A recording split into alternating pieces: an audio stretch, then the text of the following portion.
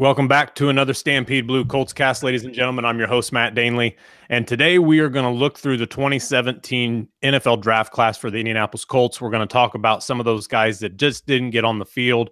A couple of guys who did get on the field didn't really have the production value that most fans were hoping for.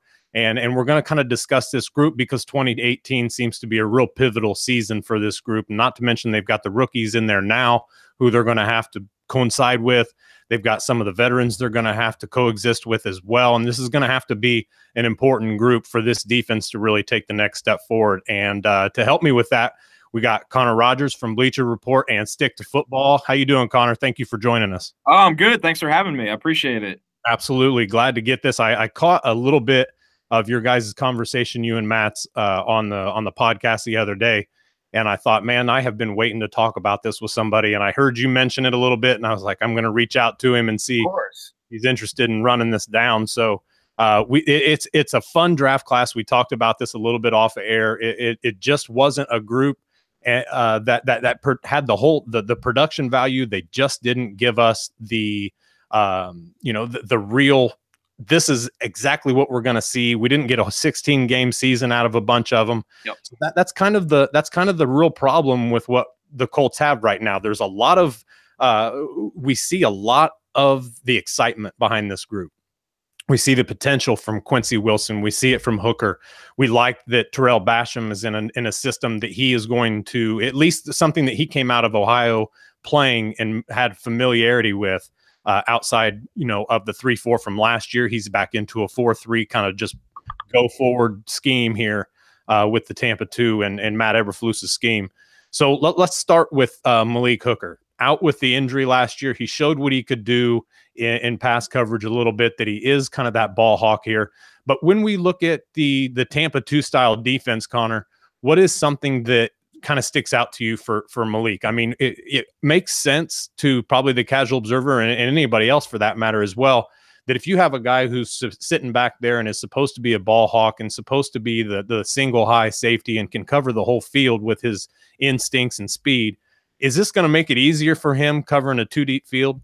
Oh, without a doubt. And I think it also improves the Colts in the areas where they might not be a team anymore that you want to look to push the ball down the field on. When you look at Hooker last year, I mean, it stinks that he got hurt after not even really half of the season, but he had interceptions in half of his starts. He had 3 picks in 6 starts and still, 4 passes defense. So a lot of what we loved about him at Ohio State translated to the next level, and that's his range, his athleticism to always be around the ball. And more importantly for a younger player, the IQ, and I mean a former basketball player, the IQ, the football IQ to know where to be. So I think we saw a lot of that, and it was really exciting. And now as you look at, what's going to be technically a new defensive scheme in Indy for him, you hope that all-ball production increases or even stays the same, because if you map it out over a full season, this is a guy that would have been one of the top, leaders in interceptions last year and making a play on the ball. So, and more important thing for him too, and we're going to talk about Quincy, is he's a guy that can really help your corners out. When you have your corners, you can let them be physical up front because you have somebody that reliable over the top.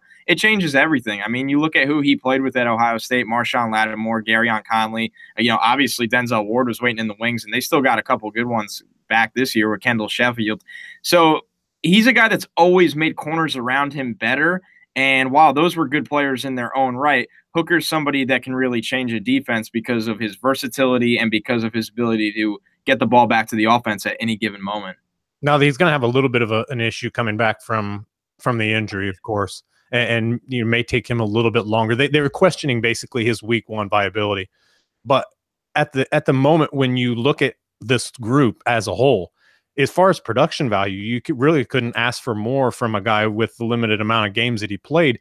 As you mentioned, if he played a full season, he would have been up there with the league leaders in interceptions. Is there anything that you see as maybe something that we should maybe pump the brakes on him, or is it basically you kind of saw a glimpse of what you're going to see from now on from Malik Hooker? He was a little more physical than he was given credit for, I think, coming out of the draft. And fans liked that because that was the first knock that Colts fans continued to hear after the Colts drafted him at 15th overall. But really, I think that a lot of people really kind of get what Malik Hooker brings to the table, even though his season was cut short. Without a doubt, he flies to the ball. And it's funny how narratives work before the draft, because you're 100% right. The question was, is this guy that can come downhill, take on contact, and make a play against the run? And I don't think that was the problem. He threw his body around and really had some big hits, but it's really coming to balance and making the smart tackle sometimes is what we want to see out of him, being a disciplined tackler, because you don't always need to go for the kill shot, especially when you're as talented as you are, as Malik Hooker is. He's a guy that he does throw his body around, and clearly it has taken a toll on him. He's got great length. I think he could even really fill out a little bit more. And like I said, a younger prospect, so still a lot of time there. Now, coming back from surgeries, it does take time to put on a little bit more of that muscle mass at the next level. But I think he's someone naturally and physically that's just very gifted. And I think I'm not really worried about the on-field product. Is he going to be aggressive and miss tackles? Yes, a lot of great safeties in the NFL do. I mean, being local here in New York, we saw it with the Jets last year. Jamal Adams had a fantastic rookie season as well, and he missed tackles. It's just as simple as that. These guys, they love to have their nose around the ball and make a play. And when that much good is on the table, it outweighs that little bit of bad of just being a reckless player. Mm-hmm. Yeah, I think that people are excited for Malik Hooker. We kind of initially thought last year that when Pagano would be gone, that the new scheme would probably be closer to a Seahawks, a Falcons, a little more cover 3 involved, because of who they drafted, because of the secondary that they brought in. But it turns out that it's going to be cover 2, and I think or a little more cover 2, Tampa 2, a little different there with the middle linebacker. The Mike and his responsibilities in that. But it's a fun thing to think about when you think about a guy who is expected to cover the whole field, and now he's got, a little bit less of that responsibility ahead of him. So I think that people can pretty much guess what we've got out of Hooker. Now let's talk about that middle linebacker. Through OTAs, Anthony Walker was placed at Mike. He's a guy who didn't get a ton of games in last year also, but I mean, he had played the better part of the season, I guess, but he's a really kind of a raw guy. They talked about him, about how his coverage drops with his weight gain, but his physicality drops with his weight loss. So he was a guy who kind of had some positives and negatives, some very clear positives and negatives with his body composure, or that's not the right word, composition. Yeah. So what are your thoughts about him? Do we really know what he got? Because he did play at the beginning of the year, and then he kind of was relegated off to a bit of a special teams guy after that. That's exactly what I expected him to, being a late day 3 pick. The Anthony Walker, rise and peaks and valleys of his career at Northwestern was so interesting, because this was a player they had so much faith in over there that they had deemed him the franchise. And for a college linebacker in the Big Ten to be called that, it really does mean something. And what really jumped out the page for me with him was his instincts, especially as a run stopper. I thought he was physical coming downhill when he plays heavier. But like you said, when he's lighter and you maximize his ability in coverage, it might take away some of that ability to come downhill, fill the hole, take on blocks. So what do you want him to be is what I want to know from the Colts. Do you want him to be a guy that maybe plays a little lighter and is a sub-package player, a nickel backer that can run and cover and be your special teams demon? Or do you want this guy to be a first and second down Mike backer that can fill the hole and really have good instincts, and someone that really, as a former captain, has the leadership to be up there up front? The Colts are a young team still, and they're going through a lot of turnover right now. I mean, they just took Darius Leonard. There's going to be young faces up front. You mentioned Basham. We just talked about Hooker on the back end and Quincy. There's a lot of young faces around now. Just because Anthony Walker was a rookie last year, this is a guy with a lot of experience on the field. So I would like to see him in there on first and second down and making the checks at the line and getting everybody lined up and being the leader he was at Northwestern and improving this run defense and making teams get to third and longs and throw the ball on you, because you have your ball hawk on the back end that could change the game at any moment. That's what you want to do if you're the Colts, setting teams up. Now, they can build a pass rush down the line, but you're building a foundation in place, and you do need somebody up front to do that. And as we've seen the league really turn into, a mix of spread concepts and RPOs and all of this, there's not a lot of defensive players in the NFL that are 100% on the field all the time, really, at the linebacker position. They're very interchangeable. Some guys playing first and second down, some guys being nickel and dime backers, even strong safeties being moved down into the box. So when you look at Walker, my biggest thing for him is with the team, I want to see them give him an identity and give him a chance to succeed. Just because he was a 5th-round pick does not mean this guy cannot take on majority snaps, because I definitely think he can. Yeah, and I think that Ballard really loved him too. I mean, I guess that it kind of goes with fit. How does Edwards feel that he really rolls in there? Because they definitely need that standalone Mike linebacker, like you mentioned. They need a guy who can drop into coverage, and that's in this Tampa 2 scheme. He's heavily reliant to do that. Yes, he's going to be heavily relied upon to do that, and that's something that this not only that the team needs, but as you mentioned, their lack of experience with this group. This is one of the other reasons that I thought it was necessary to talk about this group. Yes, they didn't get a lot of playing time, but with their age, their average age of this roster plummeting. Going from one of the oldest in the league now to one of the younger ones. I think they're in the bottom 2 or 3 in the league now. At least they were before the draft. This group has to show out, and it's going to be really interesting. And him playing 10 games last year, but only starting 2 of them, is going to be something that he's going to have to build upon. And I think that's a really interesting. You made some great points with him. And he's one of the guys that's a little overlooked in this draft class as well. I think a lot of people have kind of forgotten about him. When you look at Wilson and Hooker and Basham, a lot of people are kind of forgetting about what he could potentially bring and how much the Colts actually like him. So let's move on to Quincy Wilson here now. He played in 7 games last year, only started 5. Had some good coverage snaps, did a good job getting his hand on the ball. We saw that he had the recovery ability to get deep with his receiver. And we saw a couple times, especially in the Arizona game, where both he and Hooker were on the ball as it was arriving to the receiver. So Quincy, people said that he arrived last year to camp a little underprepared. This year, it seems like he could get the opportunity he's needing and that the Colts need him to get and really excel at, because last year the coaching staff kept him out of some games. He was injured for a few, but all in all, with an interception, he only ended up having 22 tackles on the season. This is a big year for him, not only to prove that he's got the ball skills to really be either a 1 or a 1A boundary corner, or that he can become that physical guy that a Tampa 2 scheme really needs him to be. Yeah, and when you look at the NFL nowadays, if you're a top 50 pick, you're expected to make an impact within the 2-year window, or else there's a good chance that teams are going to be looking to replace you quite quickly. So like you said, for Quincy this year, the clock is ticking to come in and be a starter, not just be a guy that, is in nickel and dime packages. This should be a number 1 or number 2 corner, and I fully expect him to take on that role. He was one of my favorite corners in that draft last year. He was a top 5 corner for me in a very, very good class that had Marshawn Lattimore, Sidney Jones, Garyon Conley, his teammate Teez Tabor.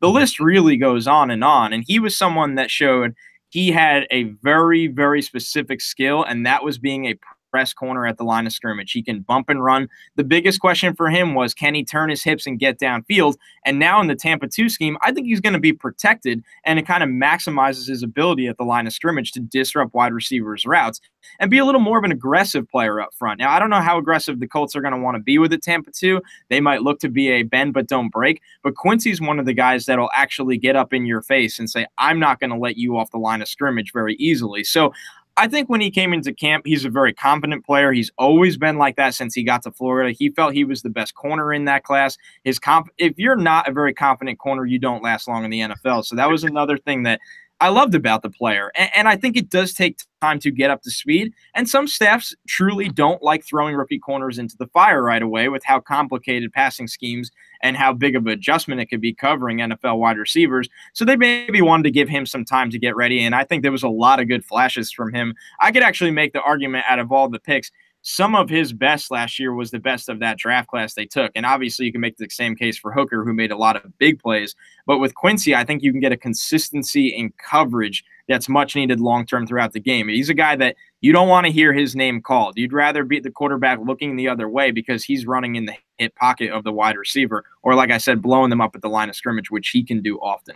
Okay, so when we look at the difference, like I said, last year we kind of figured that it was maybe they were heading towards more of a heavy cover 3 type look at that defense with Wilson's press ability and his man ability, and obviously Hooker on the back end. But now with this Tampa 2, is he well built, I guess is the right way to ask it, to be that click and close guy who can close on a pass in maybe a more heavily zone coverage scheme?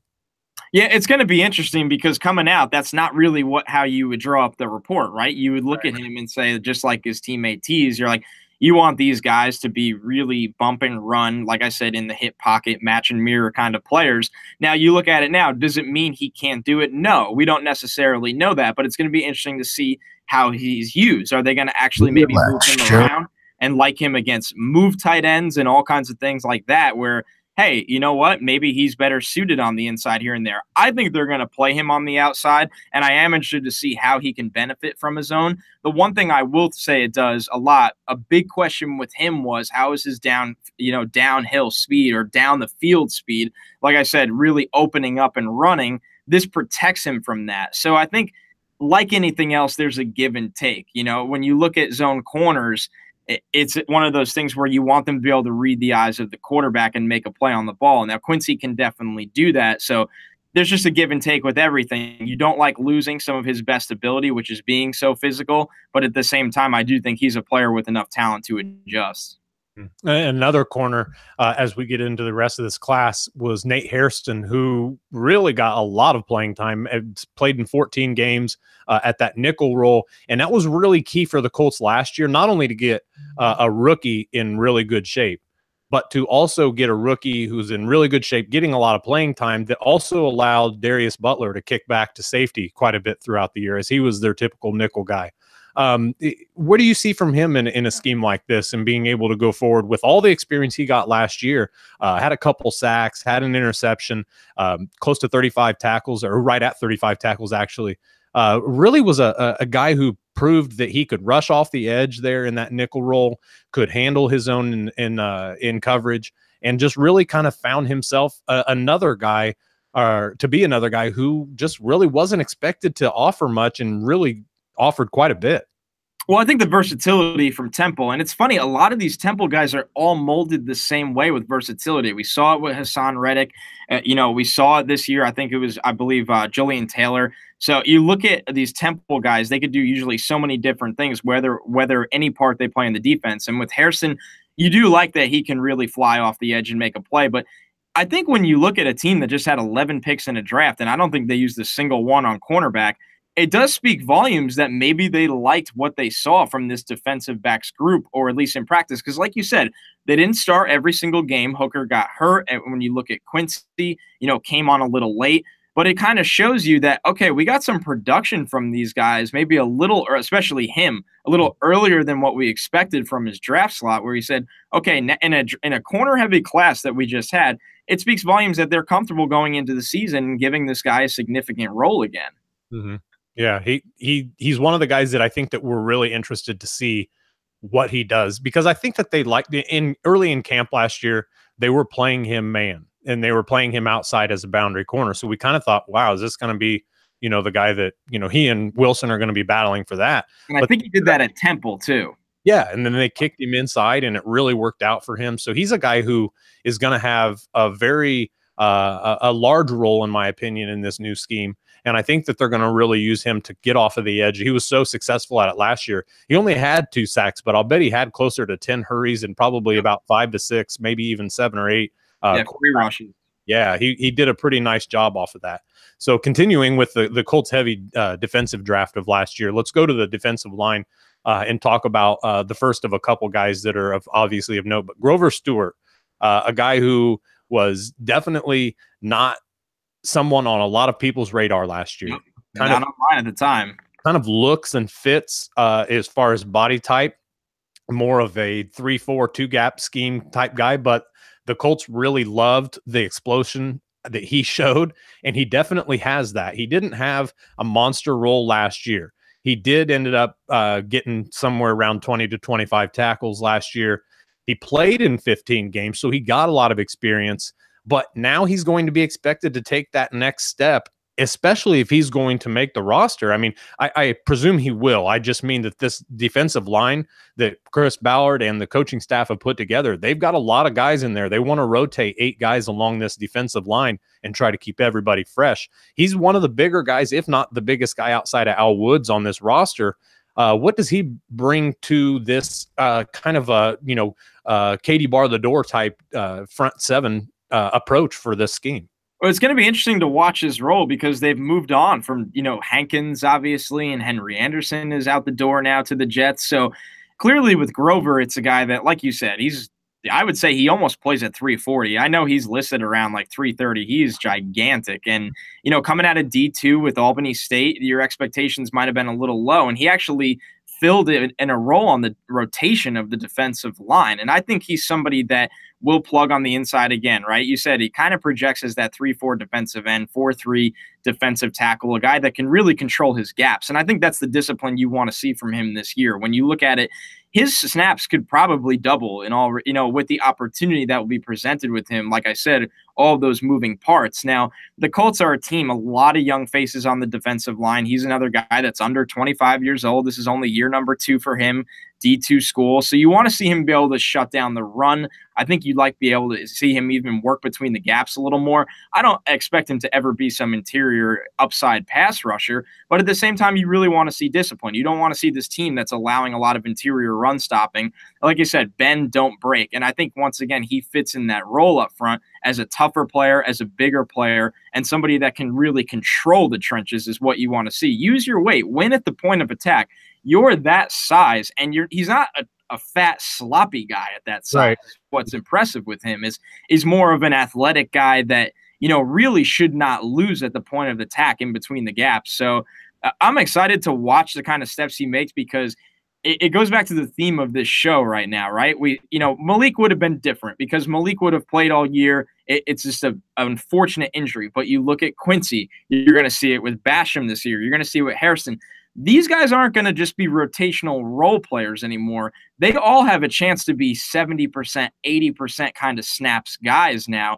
And he's one of the key ones, because you shed a ton of salary when you lose Hankins, and you have someone like this that's on, the lowest of low dollars that might almost give you what you hope is similar production and reliability. Right. Absolutely. And he just seems to be a guy who really fits with, like, they brought in, Toure. Obviously, he's going to be a guy who's going to be moved around quite a bit. Tyquan Lewis is going to be an interesting one, and I think we're still debating his role. Yes, he was considered an edge guy or defensive end. I really feel like, and many of us really feel like, they're really going to kick him inside and try to use his explosion similar to what they'll probably try to use in Stewart, to get that young, explosive guy who can really break up the pocket immediately from the interior. Because that, to me, when I watched Tyquan Lewis pre-draft, that was where I felt he was going to be most impressive in the NFL. I didn't see him as a guy who was going to come off the edge and dominate doing that. I felt like he was a guy who really seemed against interior offensive linemen like he could create some mismatches. So I think that they're really hoping to see that from Stewart as well. It's an important offseason. It's an important preseason for him. He really has to prove his worth, or maybe he won't miss the roster, but his snap count could come down significantly. So let's talk a little bit more about Terrell Basham, a guy who comes out not in a scheme he's ever played in last year in that 3-4-2 gap. Now he's in, basically he says he's home. This is where, he makes his money. This is where he's supposed to be. Played 15 games last year, really didn't have a ton of production, 7 tackles total, 2 sacks, and those were towards the end of the season. Didn't flash much at all in the first half of the season. This is a guy who has to come out balls on fire. I mean, without a doubt. And I think you kind of nailed it, where it's weird to me to draft a player like this when you're running a 3-4, because it takes away everything that made him so fun to watch while at Ohio. He was someone that, when you let him pin his ears back and you let him shoot gaps and you let him really just try to get down the field after the quarterback and disrupt the run in the backfield, disrupt the passer in the backfield, he was very good at that. I thought I liked the athlete, I liked the instincts, and I liked the get off the snap.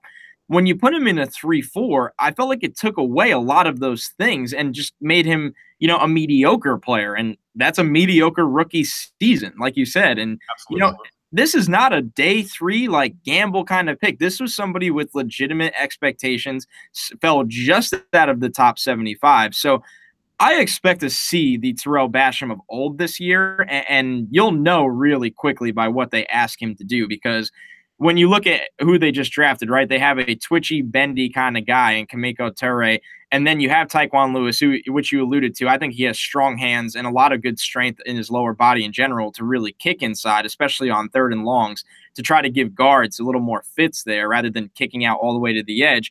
With Basham, it's something in between, where I think that when you look at the 4-3, he's going to be on the field on those early downs. He's not just going to be some pass rush specialist. He's a guy that you expect to shut down the run. But this is the scheme that's tailored to his strengths and what he does. So it's funny how it works. Ballard took him maybe knowing that maybe it wasn't for long what they were working with and that he'd have a better future down the road. And you never really know, but it's just good to see that now he's in a scheme that he's supposed to be in, because this is not a 3-4 defensive end kind of player. Absolutely. And, we'll kind of mention this, but the one pick that we haven't talked about that we're not going to talk about before we get to Marlon Mack was Zach Banner. Yep. He was a complete and total flop. Bad pick. A lot of people called that out, myself included. And that wasn't something that this offensive line could help or use going forward. They cut him. And while we see the negative of that was a terrible pick, we also have to offer the positive there and say, good on Chris Ballard for getting rid of him before, and not being a typical, well, maybe not quite typical, but not being a guy who's a GM who's going to just go in there and say, nope, I drafted him, he's going to play. That doesn't help anybody at all. And so it takes away reps from players that can actually potentially help you down the line. And I think Banner showed that physically he was limited. And it's funny to say that about a guy that's 6'9" and the size of a house, but physically he was limited. I mean, and the bigger problem too with Banner is technically it never got better. And it didn't seem to get that way in college. It didn't seem to get that way in a very, very short NFL stint with the Colts. So move on. And I think they took two actually good offensive linemen this year and making up for a little bit of a mistake last year. Yeah, I agree. Absolutely. So let's finish this off the individual section here real quick of the show with Marlon Mack. Offered quite a bit last year, played in 14 games, 358 rushing yards, 225 receiving, ran the ball 93 times. Had some nice gains. There was I can't remember the stat now, and I probably should have had that off the jump. But there was something to where he was one of the very few running backs in there to where he touched the ball and he had the most 20-yard touchdown runs or something of the sort in the first half of the season already. So his explosion, his big playability is well on its way to showing itself. In the preseason, he made me extremely excited about what he has the potential to do between the tackles. We saw a nice hole get made. He makes a guy miss in the hole. And that's something I thought, man, if he can do that during the season, he is the full package. He's the whole thing. Yep. And he just didn't really do that. Now, the offensive line was absolute garbage. The line has improved. He definitely is a guy who can beat anybody almost to the edge and break something outside. But he's got a lot of refinement that he has to do with catching the ball, making some of those yards between the tackles. He's not a small guy, as quick and as explosive as he is, and kind of seen as that change of pace, almost scat back type of look to what people see in him. But he's got a lot to prove, and he has the ability, in my opinion, to become that all-around back this year. He might be one of the guys that has the most expectations from Colts fans. What are you seeing in him?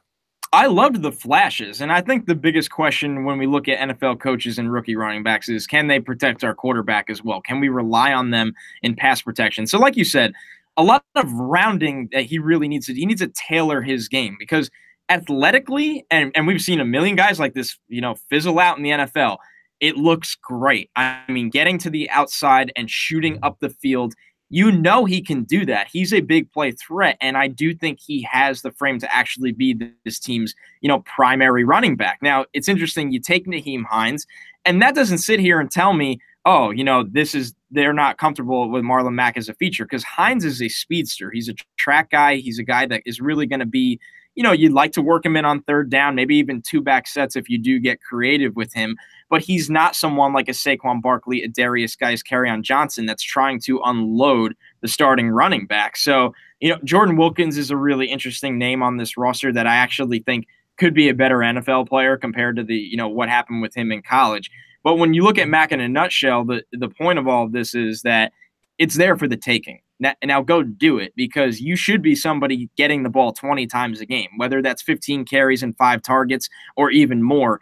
You have the opportunity to do this in this offense now, and you have 2 guards in front of you where the excuses are over. Quentin Nelson, to me, has all-pro talent. Everybody knows that. There's no limitations on his game no matter what you ask him to do. But Braden Smith's another guy that really athletically can get out in front and help you get downhill for the explosive plays, not the 4 to 5 yard runs, but the 8 to 12 to 15 yard runs, which Mack is very capable of. Now, he needs to be very smart. He needs to show that he has the right vision to execute in this offense, because like we said, there are guys behind him, but this is really his for the taking right now. And this is a player that should be a 1,000-yard back, should be your primary running back, and should be more reliable as a pass protector and a guy that you can really throw the ball to on third downs as a safety blanket for, whoever starts the year out at quarterback. But Andrew Luck, we know how much he can extend plays. That would really help Mack in the passing game as well. So my expectations for him are, now that the door is open, he should be the guy to go take it. And there's not really anyone very close on his heels with the 2 rookies. Yeah, I agree. And I'm excited about excited about this rookie class as I am about the 2017 class coming in and all of them kind of meshing together. I think this is going to be a really fun group to watch. With Andrew Luck coming back, he is going to expedite some of that. So we may not actually have the real the real nuts and bolts, I guess, of what this team is made of, with Andrew Luck covering up as many warts as he does. But he is going to give that group, these 2 groups actually, time to grow together. And I think that this has some potential to really help the growth of the roster, help Chris Ballard with bringing these guys in. And I think it's going to help this group mesh over the next couple years, and probably give them, maybe possibly a little bit more success than actually the talent roster wide would suggest. So it's a fun group to watch. I'm really excited about this group. I'm excited about this 2017 group that we've been talking about today. So let me ask you this: with everything involved, with the group getting younger, the roster getting younger, this group with the expectations that we have, because the one thing that we've talked about, there's just not a lot of evidence from the 2017 group of what they can actually do. A lot of expectations, not a ton of what we will see. Nothing out of the rookie class, obviously. We know what the rest of the roster looks like. And with an Andrew Luck back under center this year, how important do you see this 2017 group as to help expedite the success maybe of the roster itself and of the team going forward, with the AFC South obviously bolstering some of their quality of play in the rosters themselves? So it's not the AFC South of old. How much of a difference can this 2017 group make? Yeah, well, you'd hope, number one, that this is the group that starts to lay the foundation for the turnover of the roster, right? If you can get a starting corner and what you hope is a premier safety, and maybe 1 or 2 starting pieces, or at least pieces of the rotation for the defensive line, and maybe you do have a linebacker that's at least a 2-down player up front, Anthony Walker, that's a lot of pieces. I always say, if you get 2 starters out of a draft class, you did pretty damn good. A lot of people forget how high the fail rate is, especially round by round. So when you look at the Colts here, the 2018 class, I feel like, has a lot of locks. Quentin Nelson and Braden Smith being 2 of them, and Hines definitely being a player that's going to impact the game in a couple of ways. But 2017, with all the question marks, is on the field, I don't really have questions about Hooker besides staying healthy. That's the biggest thing for me. I think Quincy, like we said, adjusting to the scheme is going to be something to keep an eye on. How does his skill set really adjust to that scheme? While Basham, on the other hand, is like plug and play. It's a seamless transition. That'll be a very good thing for him, and just overall for the coaching staff to have a guy like that. So the Colts are in an interesting spot, because you have a quarterback coming back that has played at a top 5 level before. We've seen him put the team on his back and carry them, whether it's to the playoffs or throughout those games. And that changes everything, because we've seen quarterbacks in this league carry, rosters that are not top 15 rosters into the top 10 of the NFL. So the Colts are one of those teams where the roster still needs to really lay this foundation and prove that Ballard did get a couple starters in that first class, and maybe some impact players in this most recent class.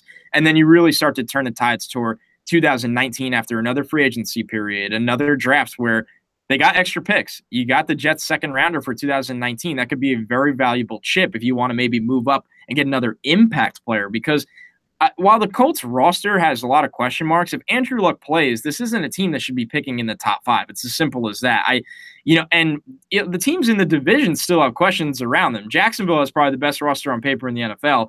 Blake Bortles is still an awful, starting quarterback in this league. Tennessee is going through a transition phase. There's a lot to like. There's a lot to question. And when you look at Houston, that team's going to ride or die on the health of Deshaun Watson, which has been playing like roulette lately. And I love the player. I thought he was the best quarterback in that class, but his health is really a game of roulette right now. So the Colts window is interesting because it's really just starting to get going. And it'll be really nice if it's accelerated by a healthy return of Andrew Luck, but it doesn't have to be just yet. So it all starts like we just talked about, the 2017 class. Lay a foundation with a couple of starting pieces and keep this thing moving.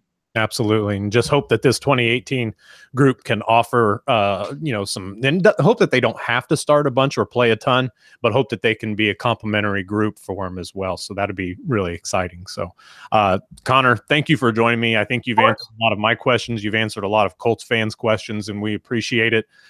Thank you guys all for watching, whether you're watching or listening on the podcast.